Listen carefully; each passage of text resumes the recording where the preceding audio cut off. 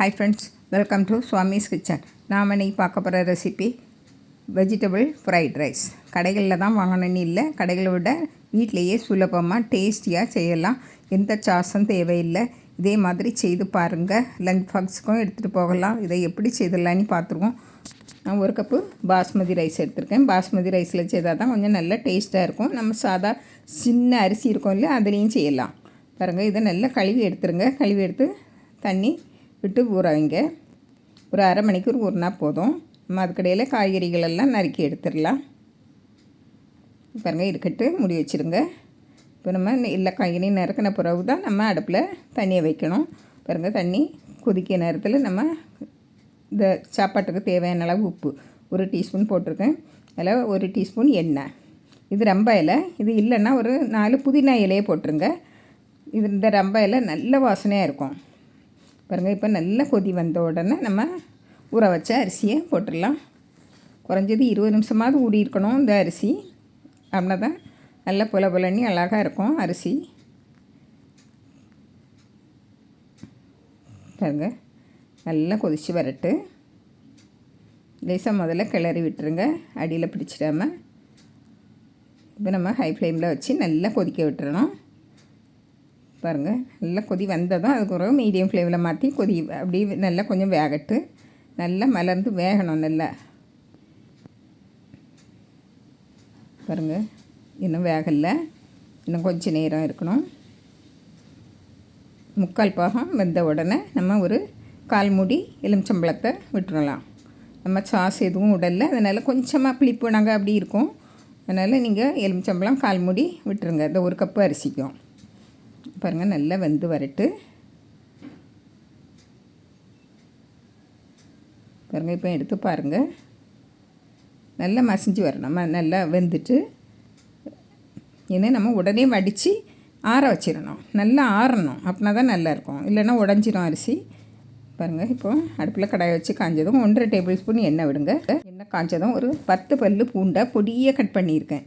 ஒரு பெரிய துண்டு இஞ்சியை அதையும் பொடியாக கட் பண்ணி சேர்த்துருக்கேன். 2 நல்லா பொரிஞ்சு வாசனை வரட்டு. நல்லா வாசனை வந்ததும் ஒரு பெரிய வெங்காயம், நல்ல பெரிய சைஸ் வெங்காயத்தில் 1 பொடியாக நறுக்கி போட்டுருங்க. இந்த 1 கப்பு அரிசிக்கும் பெரிய வெங்காயத்தில் 1 போட்டு நல்லா கண்ணாடி பதம் வரைக்கும் வரணும்.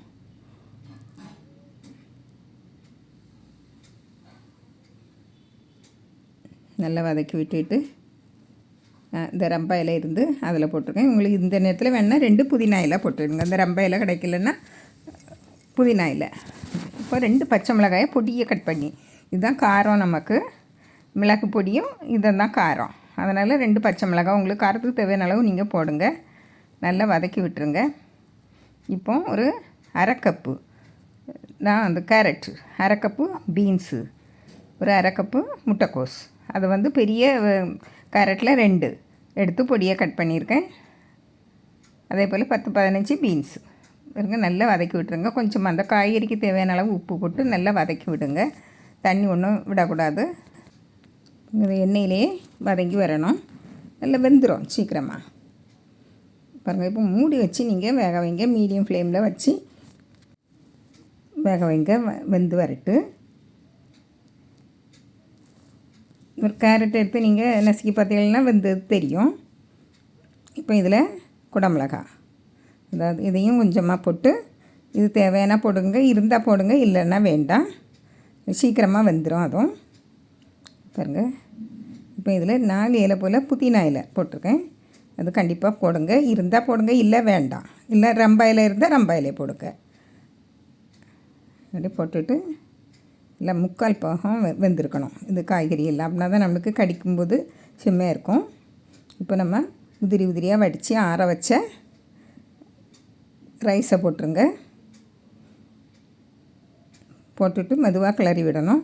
அப்படியே இந்த ரைஸு கொஞ்சம் குழஞ்சிட்டோன்னா எப்படி என்ன செய்யணும், இந்த கொஞ்சம் நல்லா ஆற வச்சு ஃப்ரிட்ஜில் வச்சுருங்க. அப்படின்னாக்கி நல்லா அழகாக உதிரியாக வந்துடும். நல்லா ஆற வச்சுட்டு நீங்கள் ஃப்ரிட்ஜில் வச்சுருங்க ஒரு 10 நிமிஷம். அப்படின்னா நல்லா அழகாக இருக்கும். பாருங்கள், இப்போ நல்லா விட்டுட்டு இப்போ இதில் நான் இது ஸ்ப்ரிங் ஆனியன், அதாவது சின்ன வெங்காயத்தில் உள்ள ஸ்ப்ரிங் ஆனியன், அதை நான் வீட்டில் முளைச்சி வச்சுருந்தேன். இதில் 1 டீஸ்பூன் இல்லைன்னா 1.5 டீஸ்பூன் வரைக்கும் மிளகுத்தூள் போடலாம். அதை போட்டு லைட்டாக அப்படி கிளறி விடுங்க, மெதுவாக கிளறி விடுங்க. பாருங்கள், நம்ம சின்ன வெங்காயம், பொடி வெங்காயத்தை நான் முளைச்சி வச்சுருந்தேன். அது அழகாக முளைச்சி வந்திருந்து, அதை தான் நான் எடுத்தேன். நீங்களும் அதே போல் செய்து பாருங்கள். இப்படி நல்லா குலுக்கி எடுத்து விட்டு இறக்கி நம்ம எடுத்துடலாம். பாருங்கள், போல் இன்னும் நல்ல வாசனையாயிட்டு ஃப்ரைட் ரைஸ் ரெடி ஆயிடுச்சு. வீட்டிலையே இதை மாதிரி சின்ன குழந்தைகளுக்கு செய்து பாருங்கள். எந்த சாஸும் தேவையில்லை. பாருங்கள், உதிரியாக இருக்கும். இது கூட கொஞ்சமாக ஸ்ப்ரிங் ஆனியன், அது சின்ன வெங்காயத்தில் உள்ள ஸ்ப்ரிங் ஆனியன், கொஞ்சம் மல்லி இலை ஆப்ஷனல் தான், போட்டு சாப்பிட்டு பாருங்கள். அவ்வளவு டேஸ்ட்டாக இருக்கும். நம்ம கடையில் வாங்குறது கூட இவ்வளவு டேஸ்ட்டாக இருக்கும்னு சொல்ல முடியாது. பிடிச்சிருந்தால் லைக் பண்ணுங்கள், ஷேர் பண்ணுங்கள், கமெண்ட்ஸ் பண்ணுங்கள், மறக்காமல் சப்ஸ்கிரைப் பண்ணுங்கள். தேங்க்யூ.